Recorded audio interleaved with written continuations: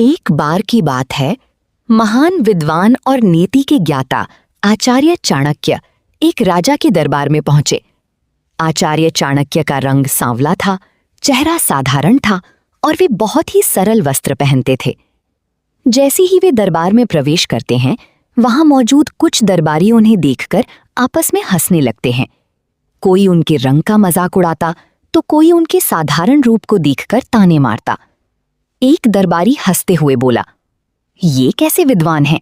इनका चेहरा तो बिल्कुल भी राज दरबार के योग्य नहीं लगता।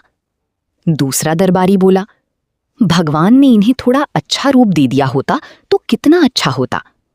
दरबार में बैठे कई लोग जोर जोर से हंसने लगे, लेकिन आचार्य चाणक्य शांत रहे। उन्होंने किसी पर क्रोध नहीं किया।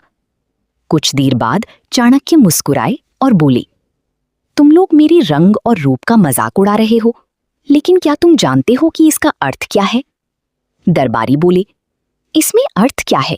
हम तो केवल मजाक कर रहे हैं। तब आचार्य चाणक्य गंभीर स्वर में बोले, यदि तुम किसी इंसान के रंग, रूप या शरीर का मजाक उड़ाते हो, तो वास्तव में तुम उस भगवान का मजाक उड़ा रहे हो जिसने उसे बनाया है, क्योंकि इस संसार में हर मनुष्य भगवान की बनाई हुई रचना है। पूरा दरबार शांत हो गया।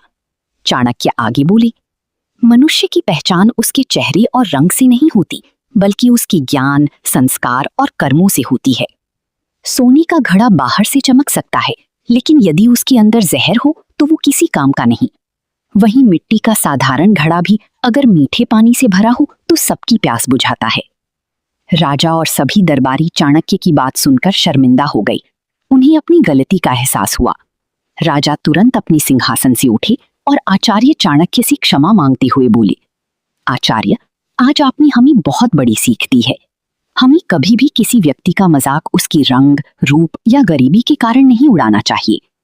आचार्य चाणक्य मुस्कुराए और बोले, सच्चा सुंदर वही है जिसके विचार सुंदर हों।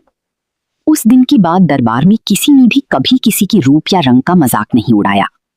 सीख, किसी भी व्यक्ति का मजाक उसके रंग, रूप या बाहरी दिखावे के कारण नहीं उड़ाना चाहिए। इंसान की असली पहचान उसके गुण, ज्ञान और अच्छे कर्म होती हैं।